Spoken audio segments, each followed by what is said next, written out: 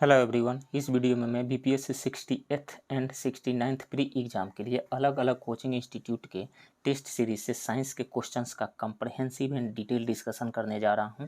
ये सारे questions Bihar SSC और बिहार दरोगा के लिए भी बहुत ज़्यादा महत्वपूर्ण और यूजफुल है। इस वीडियो का पीडीएफ टेलीग्राम चैनल पे हिंदी और इंग्लिश दोनों ही मीडियम में मिल जाएगा।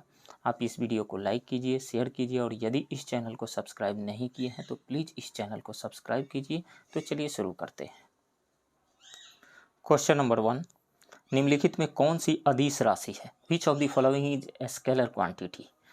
बल यानी फोर्स, दाब यानी प्रेशर, वेग यानी वेलोसिटी, विद्युत धारा यानी इलेक्ट्रिक करंट, इनमें से कौन सी स्केलर क्वांटिटी है? क्या आप सबको पता है कि फिजिकल क्वांटिटीज क्या होती है? वैसी क्वांटिटी जिनको हम मेजर कर सकते हैं उसे फिजिकल क्वांटिटीज हम कहते हैं, जैसे फोर्स, वॉल्यूम, डेंसिटी, लेंथ, ये स्पीड, एक्सेलरेशन, टॉर्क, ये सभी फिजिकल क्वांटिटीज है। यदि कोई कहे कि मैं आपसे बहुत बहुत बहुत ज़्यादा प्यार करता हूँ या करती हूँ,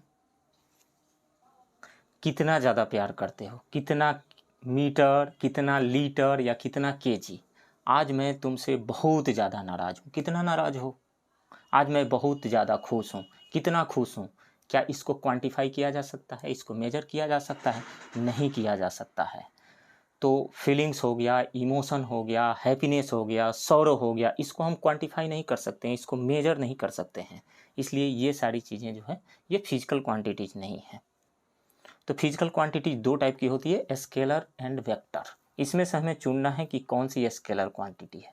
स्केलर क्वांटिटीज क्या होती है? वैसी फिजिकल क्वांटिटी जिसके पास सिर्फ मैग्नीट्यूड हो और डायरेक्शन पे डिपेंड नहीं करती हो, उसको स्केलर क्वांटिटीज कहा जाता है। जैसे वॉल्यूम हो गया, डेंसिटी हो गया, लेंथ हो गया, स्पीड हो गया, वर्क हो गया, ये सब स्केलर क्वांटिटीज है। इलेक्ट्रिक करंट हो गया। वेक्टर क्वांटिटीज क्या होती है? वैसी फिजिकल क्वांटिटी जिसके पास मैग्नीट्यूड हो, डायरेक्शन हो और वो triangle law of vector addition या parallelogram law of vector addition को फॉलो करती हूँ। तीन क्राइटेरिया यदि फुलफिल हो रहा है तो वो वेक्टर क्वांटिटी है, अदरवाइज स्केलर क्वांटिटी है। तो इसमें यदि हम देखें तो फोर्स जो है एक वेक्टर क्वांटिटी है, वेग यानी वेलोसिटी जो है एक वेक्टर क्वांटिटी है, प्रेशर जो है एक स्केलर क्वांटिटी है, इलेक्ट्रिक करंट जो है एक स्केलर क्वांटिटी है। तो इसमें से दो स्केलर क्वांटिटीज मिल रही है। कौन कौन? प्रेशर यानी दाब, विद्युत धारा यानी इलेक्ट्रिक करंट। सो इसमें से राइट ऑप्शन हो जाएगा E, more than 1। Next question, 122 degree Fahrenheit का मान सेल्सियस स्केल में क्या होगा? ऑप्शंस हैं 60 degree Celsius, 70 degree Celsius, 80 degree Celsius या फिर 90 degree Celsius. What will be the value of 122 degree Fahrenheit in Celsius scale?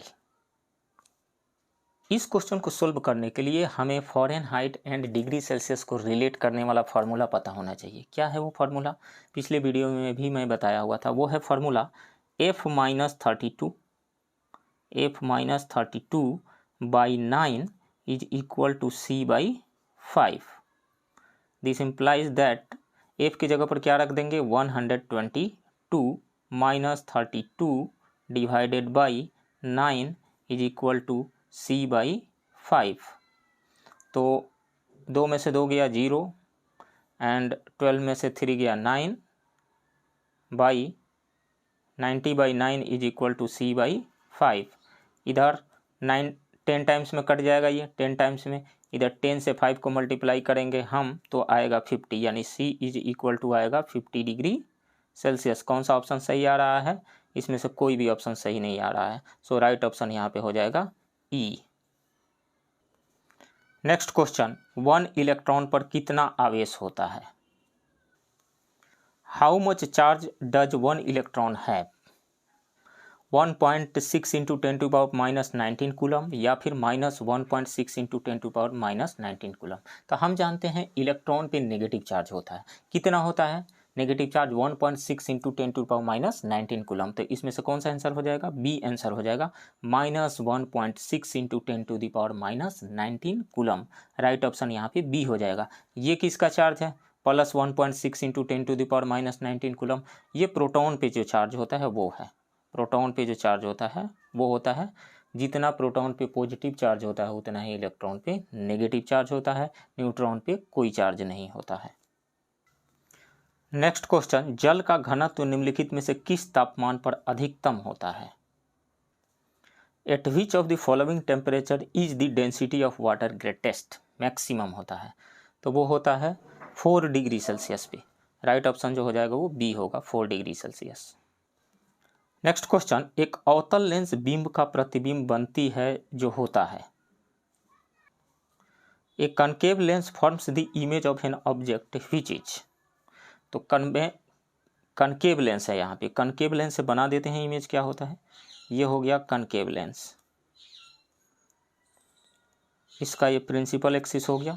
यहाँ पे कोई ऑब्जेक्ट आप रखें, यहाँ पे ऑब्जेक्ट रखेंगे तो एक तो सीधे प्रिंसिपल एक्सिस के पैरेलल आप चला दीजिए, तो ऐसा लगेगा कि ये फोकस से रे आ रही है, इधर की ओर रिफ्लेक्ट होकर के चली जाएगी। दूसरा, ऑप्टिकल सेंटर से भेज दीजिए, ऑप्टिकल सेंटर से विदाउट डिफ्लेक्ट हुए ये चली जाएगी। दोनों रे जो है एक दूसरे को यहाँ पे कट कर रही है। कहाँ पे कट कर रही है? यहाँ पे, मतलब लेंस और जो ऑब्जेक्ट रखे हैं उसके बीच में कट कर रही है। तो यही इमेज, कैसा इमेज बना? रियल में ये कट नहीं कर रही है, ये जो फर्स्ट वाली जो रिफ्लेक्टेड रे है इसको पीछे की ओर बढ़ाए हैं तब कट कर रही है। ये इमेज जो है इरेक्ट है, यानी सीधा है। इरेक्ट वर्चुअल है, एक्चुअल रूप से कट करने से नहीं बन रही है, तो ये वर्चुअल है, इरेक्ट है और स्मॉलर देन ऑब्जेक्ट है, यानी छोटा इमेज बन रहा है। कैसा बन रहा है? सीधा, आभासी और छोटा। Upright, virtual and small. Right option B हो जाएगा, सीधा, आभासी और छोटा। नेक्स्ट, जब एक ग्लास छड़ को भाप में रखा जाएगा तो उसकी लंबाई में वृद्धि होगी, जबकि चौड़ाई में क्या परिवर्तन होगा? अपरिवर्तित रहेगा, या कमी हो जाएगी, या वृद्धि होगा, या अनियंत्रित आकार का होगा? When a glass rod is placed in steam, its length will increase while what will be the change in width? कह रहा है कि एक रड को, मान लीजिए ये एक रड है, इसको स्टीम में रख दिया जाता है, मतलब इसके टेम्परेचर को जब हम इंक्रीज कर रहे हैं, टेम्परेचर को इंक्रीज कर रहे हैं, तो टेम्परेचर को इंक्रीज करेंगे तो इसका एक्सपेंशन होगा, थर्मल एक्सपेंशन होगा। थर्मल जब एक्सपेंशन होगा तो इसका लेंथ इंक्रीज करेगा, तो क्या इसकी चौड़ाई इंक्रीज नहीं होगी? चौड़ाई भी तो इंक्रीज ही होगी ना, तो चौड़ाई भी इसकी इंक्रीज होगी, यानी विड्थ भी इंक्रीज होगा। 3 तरह का थर्मल एक्सपेंशन होता है, कौन कौन सा? लीनियर एक्सपेंशन, सुपरफेशियल एक्सपेंशन यानी एरिया एक्सपेंशन, और तीसरा जो होता है वो होता है वॉल्यूम एक्सपेंशन। तो इस रड के केस में लेंथ में तो वृद्धि होगी ही होगी, यानी लंबाई में वृद्धि तो होगी ही, विड्थ यानी चौड़ाई में भी वृद्धि होगी, दोनों ही में वृद्धि होगी। तो चौड़ाई क्या होगा? विल इंक्रीज, यानी चौड़ाई में भी वृद्धि ही होगी। सो राइट ऑप्शन यहाँ पे हो जाएगा सी। लीनियर एक्सपेंशन क्या होता है? तो फ्रैक्शनल चेंज इन लेंथ, यानी delta L by L, fractional change in length, delta L by L directly proportional होता है चेंज इन टेम्परेचर के। तो इसको यदि आप इस प्रोपोर्शनलिटी साइन को हटाएंगे तो एक कांस्टेंट आएगा, इसमें अल्फा आता है, यानी डेल्टा एल जो हो जाता है वो हो जाता है अल्फा एल डेल्टा टी। उसी तरीके से सुपरफेशियल एक्सपेंशन जो होगा, fractional change in area directly proportional होगा चेंज इन टेम्परेचर के या इंक्रीज इन टेम्परेचर के। तो डेल्टा ए जो हो जाएगा उसमें से ए बीटा ए डेल्टा टी, और वॉल्यूम चेंज में क्या हो जाएगा? वॉल्यूम एक्सपेंशन में क्या हो जाएगा? डेल्टा वी जो हो जाएगा वो हो जाएगा gamma V delta T, gamma V delta T, यानी coefficient of linear expansion alpha हो गया, कोफिशिएंट ऑफ सुपरफेशियल एक्सपेंशन जो हो गया वो बीटा हो गया, कोफिशिएंट ऑफ वॉल्यूम एक्सपेंशन जो हो गया वो गामा हो गया। तीनों में रिलेशन क्या होता है? Alpha is equal to 2 beta is equal to 3 gamma, ये रिलेशन होता है। इसको भी याद रखें, बीपीएससी कभी कभी 11-12 के लेवल का भी फिजिक्स पूछ दिया था, इसी बार भी पूछा था, 1-2 क्वेश्चंस थे, तो हमेशा पूछ देता है, तो आप याद रखें इस चीज़ को।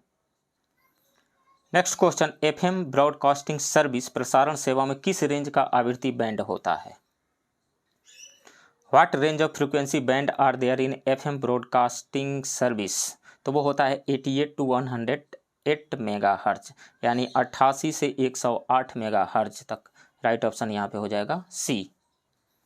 नेक्स्ट क्वेश्चन, विद्युत धारा के निम्नलिखित में से सबसे अच्छे चालक कौन है? तांबा, एल्यूमिनियम, चांदी या फिर सोना। विच of the following is the best conductor of electric current, इसमें से कौन सा है? तो सबसे बेस्ट कंडक्टर ऑफ इलेक्ट्रिसिटी जो होता है वो होता है सिल्वर यानी चांदी। राइट ऑप्शन यहाँ पे सी होगा। निम्नलिखित में ट्रांजिस्टर का एक अत्यंत महत्वपूर्ण कंपोनेंट है, कौन सा है? क्या आर्सेनिक है या जर्मेनियम है या ऑस्मियम है या फिर रेडियम है? One of the most important components of A transistor is, तो ट्रांजिस्टर किससे बना होता है? सेमीकंडक्टर से बना होता है। सेमीकंडक्टर्स में कौन कौन से आते हैं? सिलिकॉन या फिर जर्मेनियम आते हैं। तो जर्मेनियम यहाँ पे जो दिया गया है ये ऑप्शन सही होगा। राइट ऑप्शन बी होगा। आर्सेनिक, ऑस्मियम एंड रेडियम नहीं, ये सब गलत है। सेमीकंडक्टर का यूज किया जाता है, कोई भी इलेक्ट्रॉनिक डिवाइस बनाए जाते हैं तो उसके अंदर जो प्रिंटेड सर्किट बोर्ड होता है उसमें सेमीकंडक्टर का ही यूज होता है। नेक्स्ट, हेवी वाटर यानी भारी जल भारत में कहाँ उत्पादित किया जाता है? ट्राम्बे में, असम में या फिर दिल्ली में या भिलाई में?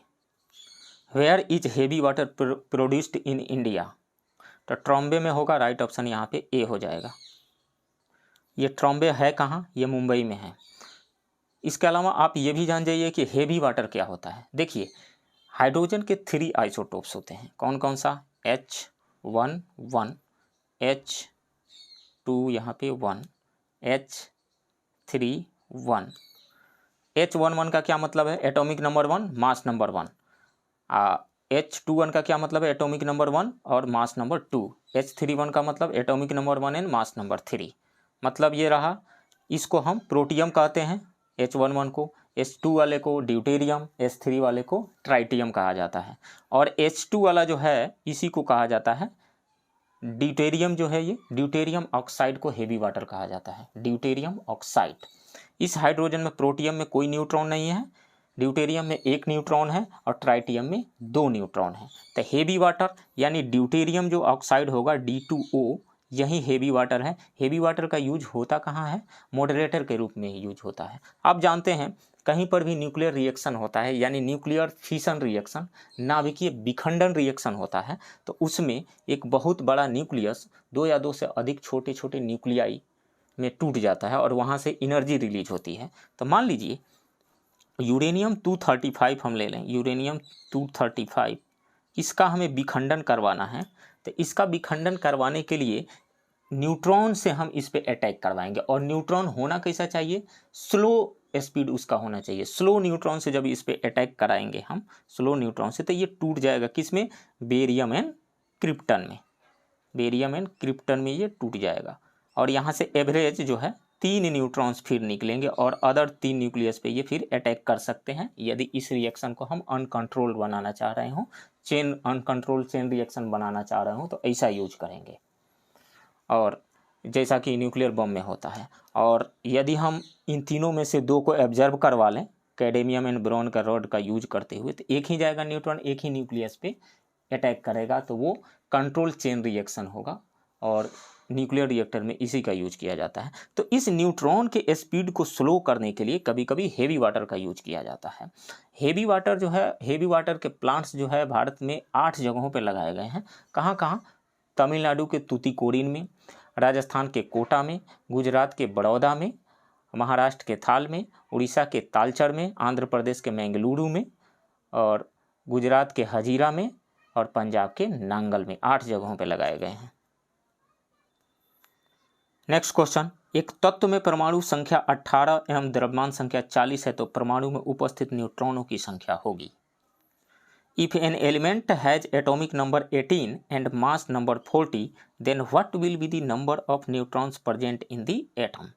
तो मान लीजिए कोई भी एक एलिमेंट है, इसको हम कैसे रिप्रेजेंट कैसे करते हैं? ए मास नंबर, और यहाँ पे जेड लिख देते हैं, एटॉमिक नंबर। मास नंबर क्या होता है? न्यूक्लियस के अंदर जो number of protons and number of neutrons होते हैं उन्हीं को मास नंबर कहा जाता है, या नंबर ऑफ न्यूक्लियॉन्स कहा जाता है। तो ए में है क्या? Number of protons and number of neutrons है, और ये जेड क्या होता है? नंबर ऑफ प्रोटॉन्स ही तो होता है। तो ए को हम क्या लिख सकते हैं? ए इज इक्वल टू जो है नंबर ऑफ प्रोटॉन्स है प्लस नंबर ऑफ न्यूट्रॉन्स है। तो पी क्या है, जेड के इक्वल है जेड प्लस एन, जेड यानी एटॉमिक नंबर। तो एन निकालना हो तो हम क्या करेंगे, ए माइनस जेड कर देंगे, ए माइनस जेड। ए क्या है, मास नंबर है 40 माइनस एटॉमिक नंबर 18 कितना हो जाएगा 22 यानी 22 हो जाएगा। सो राइट ऑप्शन यहाँ पे बी हो जाएगा 22 यानी 22। नेक्स्ट क्वेश्चन, निम्नलिखित में किसका परमाणु आकार बड़ा है, सोडियम का, पोटेशियम का, कैल्शियम का या फिर एल्यूमिनियम का। विच of the following has the largest atomic size.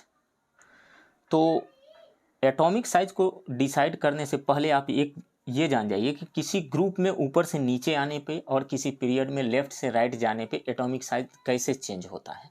तो पिछले वीडियो में भी ये आया हुआ था कि किसी भी जब हम पीरियोडिक टेबल के किसी भी पीरियड में जब लेफ्ट से राइट यानी बाएं से दाएं जाते हैं तो एटॉमिक साइज डिक्रीज होता है, और किसी ग्रुप में ऊपर से नीचे आते हैं तो एटॉमिक साइज इंक्रीज होता है।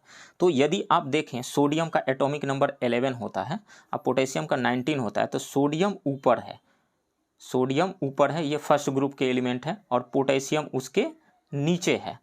और सेकेंड ग्रुप में इधर जाएंगे आप तो ये कैल्शियम कहाँ होगा, इसका एटॉमिक नंबर 20 होता है। तो पोटेशियम जिस पीरियड में जिस पीरियड में ये पोटेशियम है उसी में होगा, इसके जस्ट बगल में कैल्शियम होगा, और इधर एल्युमिनियम होगा, यहाँ पे एल्युमिनियम होगा। तो लेफ्ट से राइट जब हम जाएंगे तो एटॉमिक साइज डिक्रीज होगा, तो निश्चित रूप से एल्युमिनियम का साइज कम होगा, किससे, सोडियम से, और पोटेशियम का साइज जो होगा वो ज़्यादा होगा सोडियम से, और कैल्शियम का जो साइज होगा वो पोटेशियम से कम होगा। तो कैल्शियम का साइज पोटेशियम से कम है, ठीक है, और सोडियम का साइज भी पोटेशियम से कम है, और इधर एल्युमिनियम का साइज जो है सोडियम से कम है। तो सबसे बड़ा साइज किसका हो रहा है, ये पोटेशियम का ही तो हो रहा है ना। सो राइट ऑप्शन यहाँ पे बी हो जाएगा। इन चारों में से सबसे बड़ा जो साइज है वो पोटेशियम का है। क्या याद रखना है आपको, यहाँ पे दो चीज़ें याद रखना है। किसी भी पीरियड में लेफ्ट से राइट जाते हैं तो एटॉमिक साइज जो होता है वो डिक्रीज करता है, किसी ग्रुप में ऊपर से नीचे आते हैं तो एटॉमिक साइज इंक्रीज करता है। इसके पीछे कारण क्या है, लेफ्ट से राइट जाते हैं तो नंबर ऑफ सेल्स उतना ही रहता है, लेकिन न्यूक्लियस के अंदर जो है नंबर ऑफ प्रोटॉन्स यानी पॉजिटिव चार्ज इंक्रीज कर जाने की वजह से वो इलेक्ट्रॉन को ज़्यादा फोर्स से अट्रैक्ट करता है, इस कारण से एटॉमिक साइज डिक्रीज हो जाता है। वहीं किसी ग्रुप में जब हम ऊपर से नीचे आते हैं तो नंबर ऑफ सेल्स इंक्रीज करते चला जाता है, और हालांकि प्रोटॉन भी इंक्रीज हो रहा है, लेकिन नंबर ऑफ सेल्स जो इंक्रीज हो रहा है यानी जो वैलेंस सेल में जो इलेक्ट्रॉन्स है वो न्यूक्लियस से ज़्यादा दूर होते जा रहा है, तो प्रोटॉन के इंक्रीमेंट जो है इतना इम्पैक्ट नहीं डाल पाता है, एटॉमिक साइज इंक्रीज हो जाता है ऊपर से नीचे जब हम आते हैं पीरियोडिक टेबल में। तो नेक्स्ट क्वेश्चन, विकल्प 1 एवं विकल्प 2 को सुमेलित कीजिए।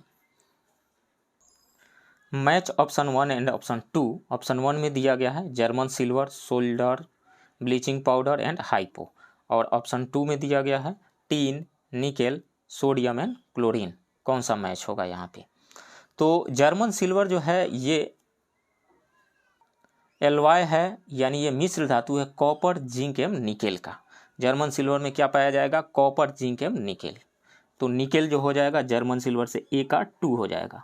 सोल्डर, सोल्डर क्या है, सोल्डर में जो होता है, एक बात और जान जाइए, जर्मन सिल्वर जर्मन नाम दिया गया है, सिल्वर ना इसमें आ रहा है, जर्मन सिल्वर में सिल्वर आ रहा है, लेकिन इसमें सिल्वर है ही नहीं, यानी चांदी जो है वो इसमें है ही नहीं।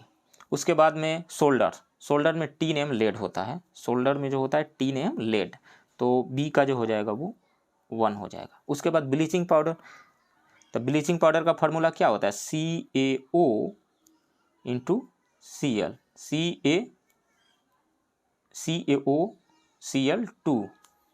CaOCl2 ब्लीचिंग पाउडर का। तो इसमें आ क्या रहा है, इसमें आ रहा है क्लोरीन, तो ब्लीचिंग पाउडर का क्लोरीन से मिला दीजिए, यानी C का जो हो जाएगा 4 हो जाएगा। उसके बाद में हाइपो में सोडियम होता है, हाइपो है क्या, ये सोडियम थायोसल्फेट, सोडियम थायोसल्फेट या फिर सोडियम हाइपोसल्फाइट। इसका फॉर्मूला जो होता है वो होता है Na2S2O3।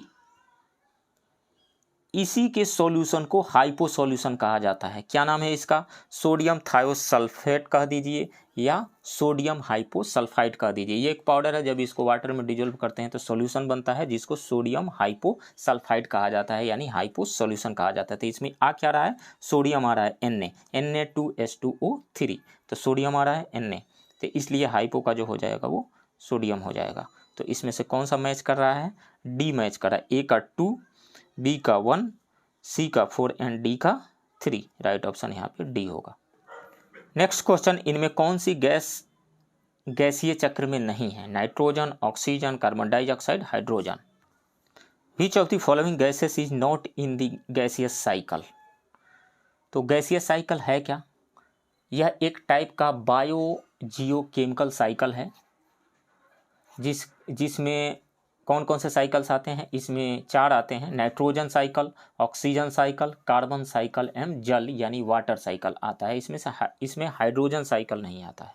सो राइट ऑप्शन यहाँ पे डी हो जाएगा। नेक्स्ट क्वेश्चन, बेकिंग सोडा का रासायनिक सूत्र क्या है? What is the chemical formula of baking soda? तो खाने वाला जो सोडा है उसका फॉर्मूला होता है NaHCO3, यानी सोडियम बाइकार्बोनेट कहिए, सोडियम हाइड्रोजन कार्बोनेट कहिए। राइट ऑप्शन यहाँ पे बी होगा। नेक्स्ट क्वेश्चन, जब इनो साल्ट को जल में मिलाया जाता है तो बुलबुले का निर्माण होता है, जिसका कारण है? When Eno salt is mixed with water bubbles are form due to. जो इनो साल्ट होता है जिसको पानी में घोल करके पिया जाता है, गैस जब बनता है, ठंडक पहुंचाता है, उसमें रहता क्या क्या है? तो उसमें 2-3 चीज़ें रहती है, जैसे सोडियम बाइकार्बोनेट यानी बेकिंग सोडा, खाने वाला सोडा रहता है, सिट्रिक एसिड रहता है और सॉल्ट रहता है, सॉल्ट वगैरह रहता है। तो ये जो सोडियम बाइकार्बोनेट है, जब इसको घोला जाता है, पानी में जब घोल दिया जाता है, तो इससे कार्बन डाइऑक्साइड गैस निकलना शुरू हो जाती है। ये जो सोडियम बाइकार्बोनेट है NaHCO3 या हाइड्रोजन कार्बोनेट, जिसको बेकिंग सोडा कहा जाता है, इसी से कार्बन डाइऑक्साइड गैस निकलने लगती है और इसी का बुलबुला हमें देखने को मिलता है। सो राइट ऑप्शन यहाँ पे हो जाएगा B, carbon dioxide gas, CO2। Next question, अश्रु गैस यानी टीयर गैस में उपयोग किया जाता है, हाइड्रोजन का या सल्फर डाइऑक्साइड का, नाइट्रोजन का या फिर क्लोरीन का? Which gas is used in tear gas? तो टीयर गैस में यूज किया जाता है alpha chloro acetophenone, chloropicrin, chlorine एवं अमोनिया, इन सब का उपयोग किया जाता है। तो इसमें से हाइड्रोजन का तो नहीं, सल्फर डाइऑक्साइड का नहीं, नाइट्रोजन का नहीं, क्लोरीन का उपयोग किया जाता है, यूज किया जाता है। सो राइट ऑप्शन यहाँ पे हो जाएगा डी। नेक्स्ट क्वेश्चन, हवा एक प्रकार से निम्नलिखित में क्या है? यौगिक है, कंपाउंड है, या तत्व यानी एलिमेंट है, या मिश्रण यानी मिक्सचर है, या फिर विलयन यानी सॉल्यूशन है? एयर इज एन कंपाउंड है, एलिमेंट है, मिक्सचर है या फिर सॉल्यूशन है? तो ये मिक्सचर है। एयर जो है एक मिक्सचर है, ये कंपाउंड नहीं है। कंपाउंड में क्या क्या चीज़ें आती है? रिएक्शन के बाद कंपाउंड बनता है, जैसे कार्बन डाइऑक्साइड हो गया, सोडियम क्लोराइड हो गया, H2SO4 हो गया। एलिमेंट क्या है? ये प्योरेस्ट फॉर्म में एग्जिस्ट करता है, जैसे सोडियम हो गया, कैल्शियम हो गया, ये सब। सॉल्यूशन तो आप जानते ही हैं, जैसे वाटर में यदि हम शुगर को मिक्स कर दें, उसका शरबत बना लें, एक सॉल्यूशन हो गया। मिक्सचर जो एयर जो है मिक्सचर है। जैसे मिक्सचर में और क्या एग्जांपल आ जाएंगे? जैसे चावल है, उसमें कंकड़ पत्थर मिला हुआ है, या दाल भी उसी में मिक्स हो गया, तो वो एक मिक्सचर है। एयर भी एक तरह का मिक्सचर ही है। एयर किस तरह का मिक्सचर है? गैस में गैस का मिक्सचर है। इसमें बहुत सारे गैसेस जैसे कार्बन डाइऑक्साइड, ऑक्सीजन, नाइट्रोजन, ये सब गैसेस मिक्स हुई रहती है उसमें। नेक्स्ट क्वेश्चन, कोशिका विभाजन के समय केंद्रक में क्रोमोजोम दिखाई देता है, गोलाकार दिखाई देता है, या छड़ाकार दिखाई देता है, आयताकार या फिर वक्राकार? During cell division chromosomes appear in the nucleus as rod shaped. Right option जो हो जाएगा यहाँ पे बी हो जाएगा। केंद्रक में क्रोमोजोम होते हैं जो कोशिका विभाजन के समय छड़ाकार यानी रड शेप के दिखाई देते हैं। क्रोमोसोम्स में आनुवंशिक गुणों की जो सूचना होती है वह माता पिता के DNA अणु के रूप में अगली संतति में पाए जाते हैं। क्रोमोजोम में DNA तथा प्रोटीन होते हैं, यानी क्रोमोजोम जो है DNA तथा प्रोटीन से बने हुए होते हैं। नेक्स्ट क्वेश्चन, जब व्यक्ति वृद्धावस्था की ओर पहुंचता है तो ब्लड प्रेशर पर क्या प्रभाव पड़ता है? घटता है, बढ़ता है, अपरिवर्तित रहता है या फिर विचलित होता है? What happens to the blood pressure when a person reaches old age? तो जब भी कोई व्यक्ति वृद्धावस्था में पहुंचता है तो आर्टरीज में कंट्रैक्शन हो जाने की वजह से उसका वो पतली हो जाती है, कंट्रैक्शन हो जाने की वजह से, यानी ब्लड के फ्लो करने का जो रास्ता हो गया संकरा हो गया, पतला हो गया, इस कारण से हार्ट को ज़्यादा पंप करना पड़ता है और प्रेशर जो है वो डिक्रीज हो जाता है, सॉरी ब्लड प्रेशर जो है वो इंक्रीज हो जाता है, यानी ब्लड प्रेशर में वृद्धि हो जाती है, तो इंक्रीज कर जाता है। राइट ऑप्शन जो होगा बी, वृद्धि हो जाती है।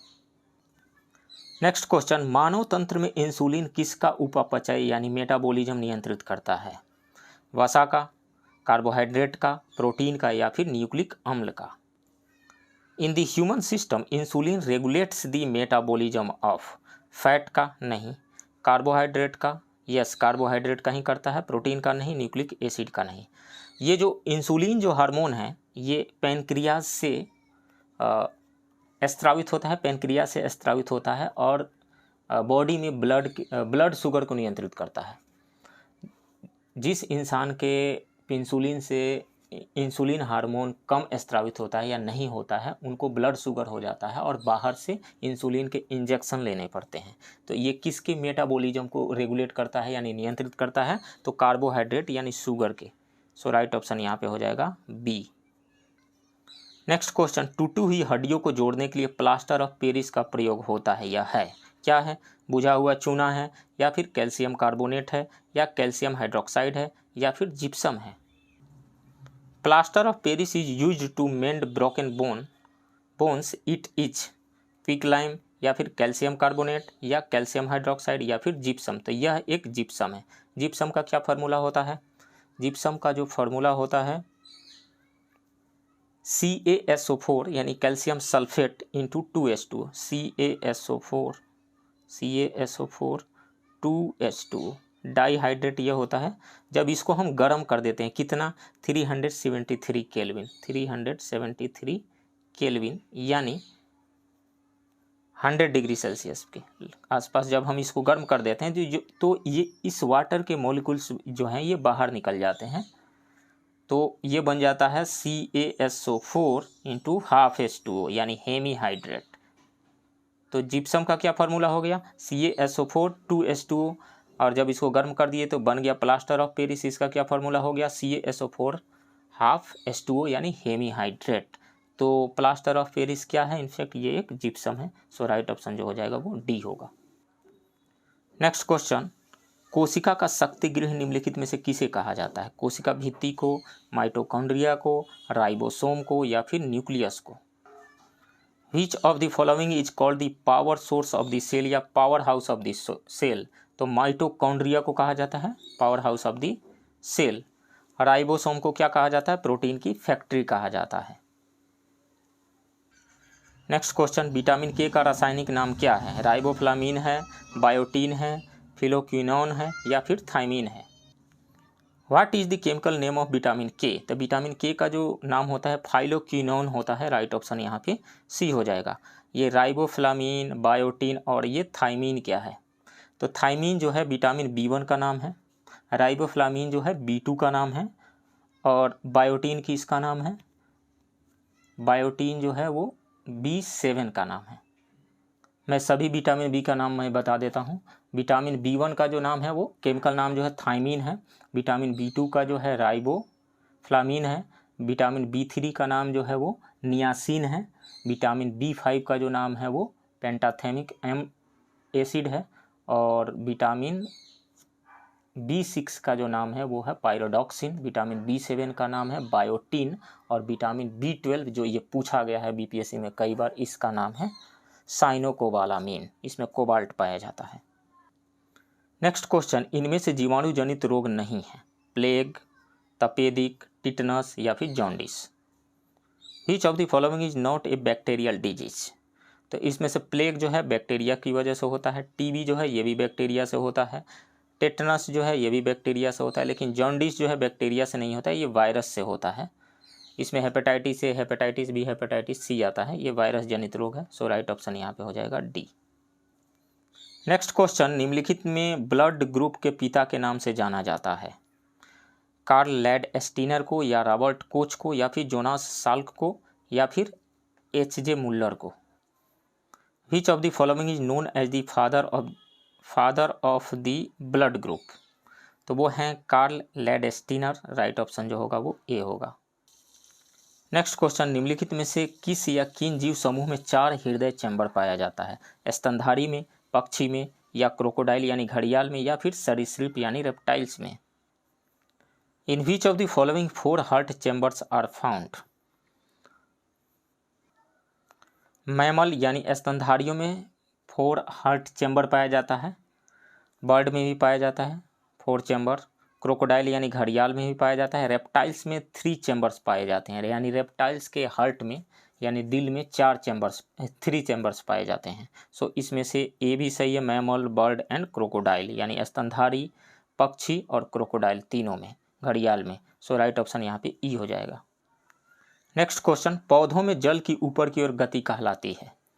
वाटर जब ऊपर की ओर जाते हैं तो उसकी गति को क्या कहा जाता है? जल स्त्राव, या फिर वाष्पन, या वाष्पोत्सर्जन, या फिर रसारोहण? रसारोहण का मतलब होता है ascent of SAP, ascent of SAP, ascent of SAP. इसका मतलब होता है अपवर्ड मूवमेंट ऑफ वाटर या फिर minerals through xylem.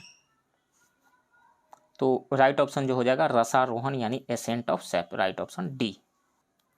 Next question, Piyush ग्रंथि निम्नलिखित में से कहाँ स्थित होती है? यकृत में, मस्तिष्क में, या फिर गुर्दे में, या गर्भाशय में? Where is the pituitary gland located?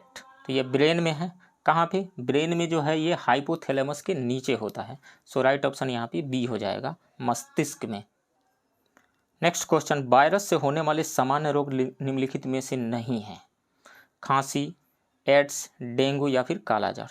खांसी जो है वायरस से होता है, एड्स भी वायरस से होता है, डेंगू भी वायरस से होता है। Which of the following is not a common disease caused by virus? Cough virus से होता है, एड्स भी वायरस से होता है, डेंगू भी वायरस से होता है, लेकिन कालाजार जो है वायरस से नहीं होता है। ये किससे होता है? ये प्रोटोजोआ से होता है। कालाजार जो होता है लिस्मेनिया पैरासाइट यानी एक प्रोटोजोआ से होता है, लिस्मेनिया पैरासाइट, प्रोटोजोआ। सो राइट ऑप्शन यहाँ पे हो जाएगा डी। ये तीनों जो है कफ, एड्स एंड डेंगू, ये तीनों जो है वायरस जनित रोग है, लेकिन ये प्रोटोजोआ से होता है, कालाजार। सो राइट ऑप्शन यहाँ पे डी होगा। तो फ्रेंड्स ये रहा साइंस के 30 क्वेश्चंस का कम्प्रहेंसिव डिस्कशन।